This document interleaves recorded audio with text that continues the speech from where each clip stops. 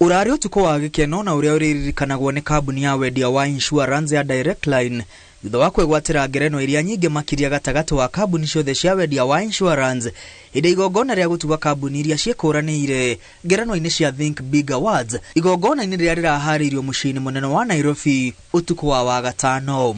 Ikiraka-ini ria 14 ria kuheana ngerenwa cia insurance, Directline rehotanire ngerenwa 8 hamwe nacio kambuni iria iraterevwo wega makiria, kambuni iria irahuthira mitambo ya kiriu gukinyaniria motungata make, kambuni iria ikuranire hari kurigiriria wici wa uigithia na kambuni iria iri na motungata mega makiria ma insurance. I think it is important for us to recognize players in the industry because insurance is a very critical service in the economy.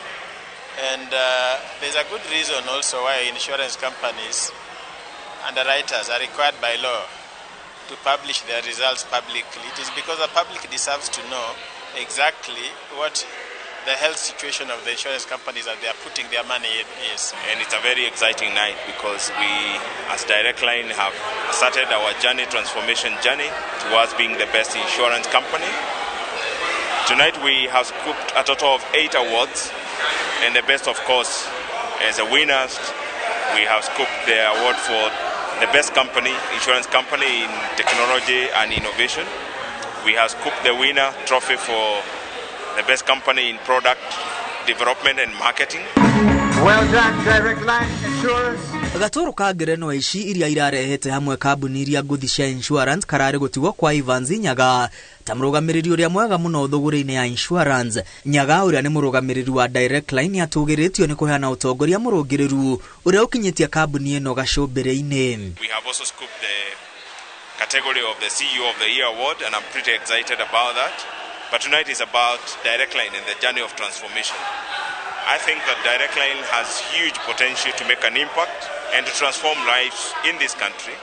And we continue to undertake that journey with boldness. We are going to be bullish going forward in terms of ensuring that we deepen the uptake of financial services in this country and particularly insurance.